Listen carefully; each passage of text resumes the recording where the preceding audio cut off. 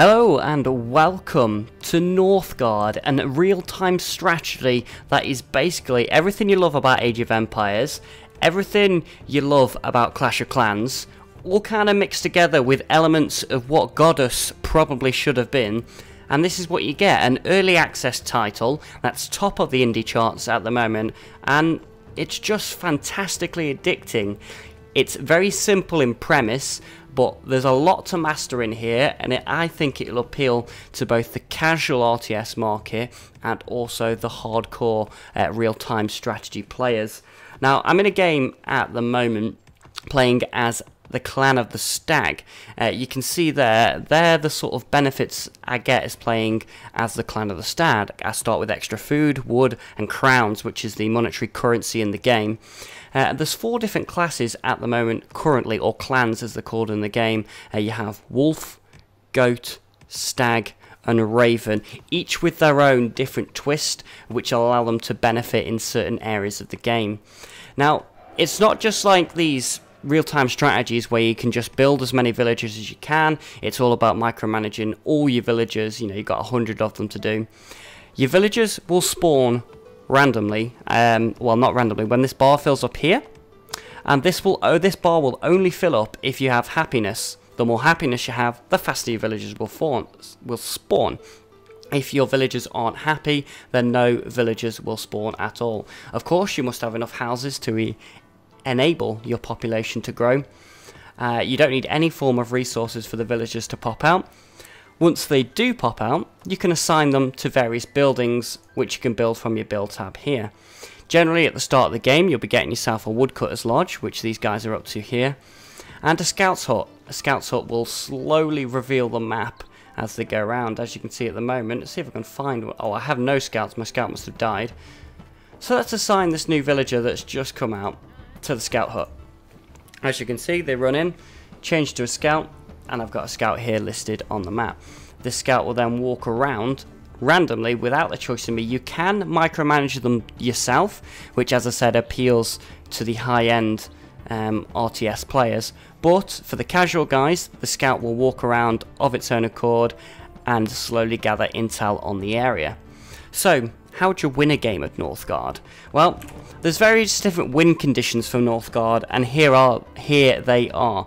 Domination is just kind of your standard, let's go kick the hell out of the other clan, first one to wipe them off the map wins. Then you have fame. It's all about gaining territory and fame to be able to become the title of kings. Here's the fame here. You gain fame by doing various things like gaining control of areas and key areas as well. You can also send out sailors in the search of fame or lore. We'll talk about lore in just a second. So you must build the Altar of Kings, and then you can see these progress bars, and so you can get a rough idea on what your opponents are going for. Next, you can have a trade victory. It's all about collecting as much gold as you can and having lots of active merchants and sailors.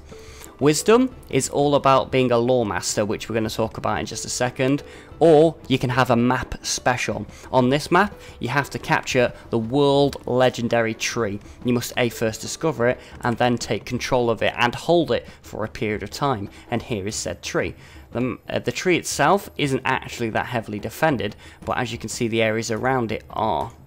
To capture an area, you must have slowly progressed up there. So as you can see, this orange border denotes my boundary of where my people have made it to at the moment.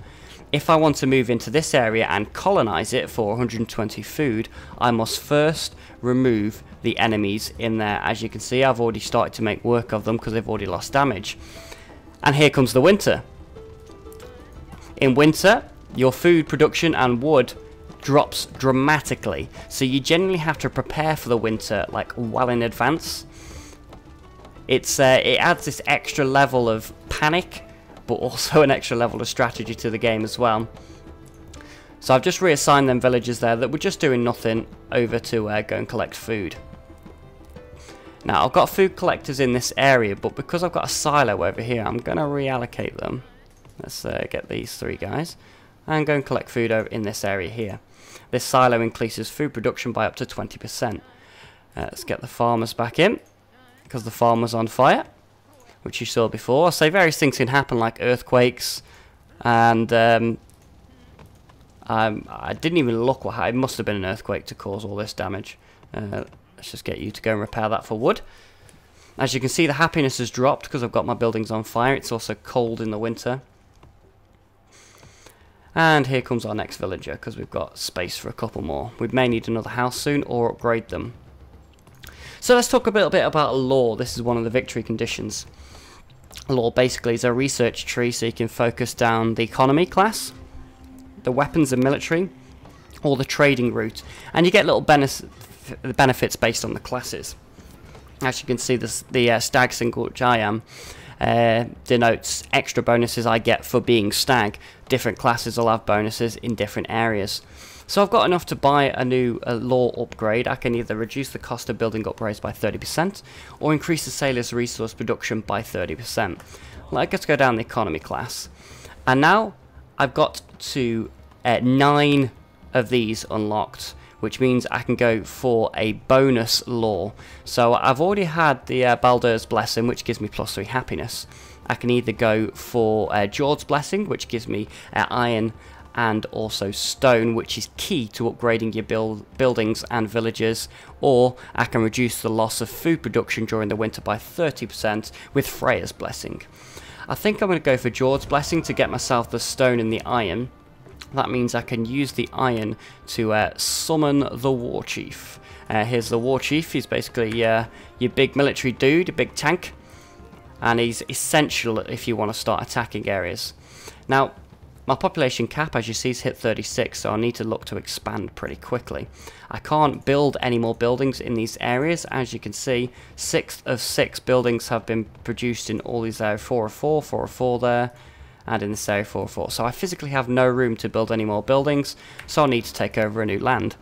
So I've got my troops with my war chief, and we're going to go and attack this area and clear it of the enemies. As you can see, winter's finished, and I've got plenty of resources to keep me going. I've actually hit my food cap, so I'll probably need to start spending it. So we'll colonize this area, and then once we colonize this area, as you can see, it'll slowly become ours. And I'm also going to get a bonus 50 fame for gaining this area as a bonus. So this now becomes our border, so we can go and build. We definitely need houses first. We can pick a villager to go and build that, and then we can also get a villager to come and make a iron deposit. Off he goes, or she goes, I should say. So she's off there building an iron deposit. I think because the war chief's pretty strong, we can probably keep pushing on. We've also got some iron, so I'm going to improve my warriors and upgrade them using that iron there. And what's that? Our scout was hurt while exploring. So yeah, the scouts can take damage as well, so the scouts aren't invincible. So as you can see, the combat mechanics very simple.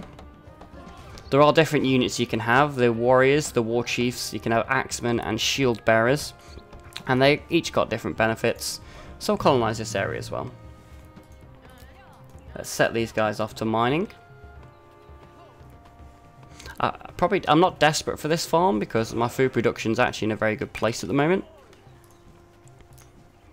But we are currently trading with Jotnar, which are the giants. If I can just remember where they are on the map, here they are.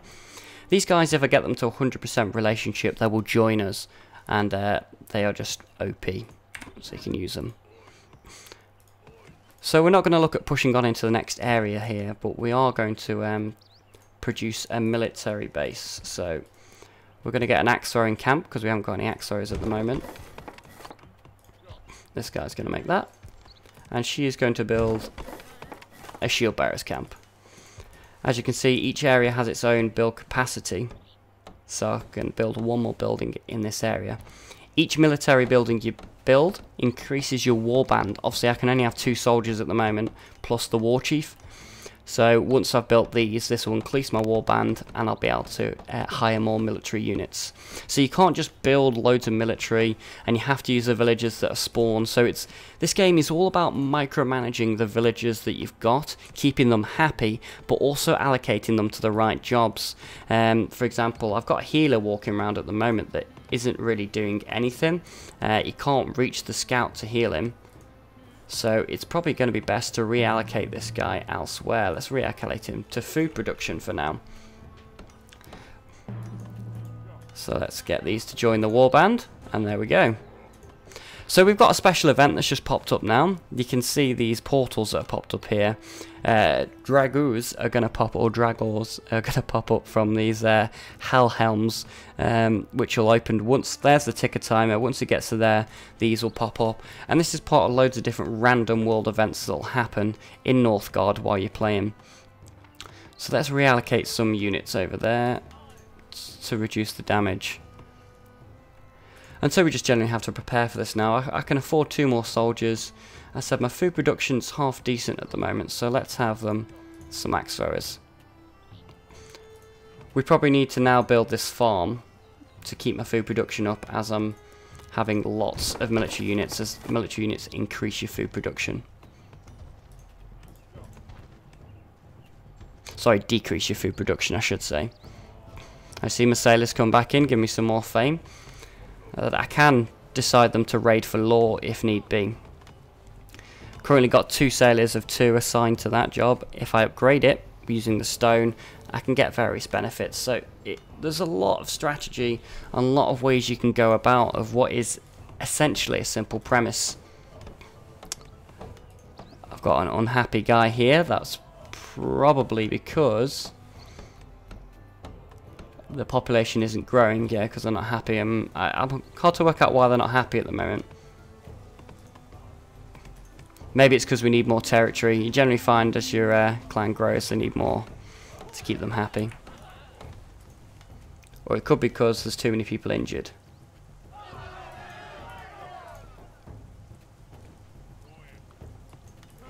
Alright, keep you guys down there. Let's move you down there as well, because the war chief's up here, so he'll soak up a decent amount of damage. And so there's the random event. A couple of them spawn there, and they're fighting there. So I think it's time to reallocate my healer. You can go back, that was a mistake. As you can see, there's dynamic weather as well as dynamic world events and seasons. So the seasons really do make you prepare for the worst. I think we need to organise a feast to get the happiness back up in my villagers. There we go. You can spend a decent amount of food to have a big feast and try and keep everyone happy. As you can see, my happiness has jumped up to 2. So let's get my warband together. Just pressing E allows you to allocate your whole warband. These guys have depleted this mine now, so we can delete this area.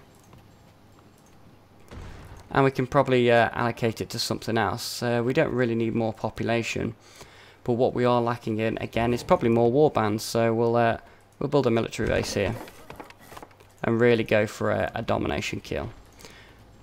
So next we can have a negotiation, so reduces marketplace prices by 30%, or a stag bonus, glory of the clan, increase each game of fame by 20%. So we've gone with that, and we're really pushing for lots of fame at the moment.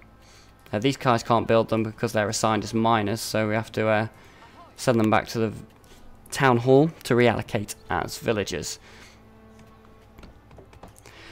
So it's about looking at your areas of the map. What areas and what resources does it hold? Also, you can have areas with lots and lots of iron deposits. This has a ruins, which you can send a scout into. They can find extra resources for you as a bonus. This one's got a runestone, which we already control somewhere on the map. I can't remember where my runestone is. Or maybe I don't have one on this map. I tell you what, it's hard to remember. You play so many games. It's good fun just to jump into a game, jump out of one, jump into another. I've got a stone deposit there that I'm obviously not using because I'm actually buying a lot of my stone from the market because I've got so many crowns. I can just keep buying it. So we're going to upgrade this house. That'll also help improve happiness as well. Right, training camp. Let's get my warband further increased. Let's see how the giants are doing. 61% of a good relationship with them. As you can see, they've moved to a smiley face on there. I'm playing with AI at the moment, but you can play multiplayer. That's something they've added in recently, which is very good. Let's upgrade my axe throwers since we're about to go into war. And we'll increase my shield bearer as well. So I think we're all ready for a big assault. Let's go take some areas. I say there is scope to micromanage your troops like you would in any of the big RTSs. And happiness is something you really have to watch out for. If they're unhappy, then they're going to be performing at a much worse rate. So we own this area now, so we can get our a scout. That guy's a woodcutter. See, as you can see, it's rapidly got out of control. My food production, which was very high, has now tanked right down as I've colonized across the map. So if we take on this area, we can look at taking the tree eventually. So let's move on to take these guys.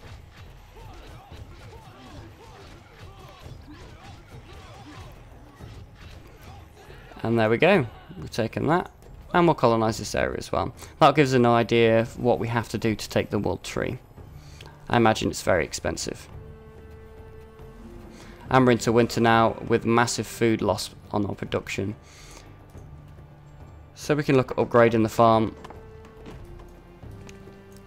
And assign a couple more farmers to it. That building's full. Let's upgrade this farm then. And try and minimize the damage lost. Okay, so what do we need for the tree? We need 2,000 food, which isn't too bad. Right, we're losing this area to an enemy, so let's go. So you must manage your areas as well. If you haven't got buildings there, you can easily have a decolonization on the go. So I think I'm going to send some of my band back to be healed. So if we take them down to the healer. Is he healing them? Oh, he is healing the warriors from there anyway, that's fine. I've not quite worked out what the distance the healer can use. But it seems to be a very moderate distance. We have too many wounded. Okay, so that is why. As you can see, that -1 there is part of the reason why my happiness is a big problem at the moment. So let's improve my farmers. Let's increase my food production. So that should help. And what else should we do here as well? Let's... It's hard to work out. Let's improve my fishermen. Help with the food. So it's going to help with our food problem slowly. And yeah, generally, this is a first look at Northgard. It's a great game. Definitely worth checking out. In early access at the moment, but it's in the summer sale as well if you grab it this week. There's not really much to show you because, as I said, it can be a slow moving. It can also be fast paced as well later on in the game. But it's whatever you make of it. There's all different clans that you can choose to your playstyle. And this has been a first look at Northgard. I hope to see you in the game. If anyone wants to play us at a game, get on our Discord server. The link is in the description down below. Join our Discord, chat to us in there, and we can organise a big Sneaky Bros fan game. Some other information, for those of you waiting for more information about the server, we're working on a big technical issue at the moment to allow us to have more players on the server and reduce lag and crash bugs and all that sort of things. So more information coming out about that soon. But as I said, join our Discord. We're in there most days and you can chat to us there. But for now, as always, thank you very much for joining us, and we'll see you next time.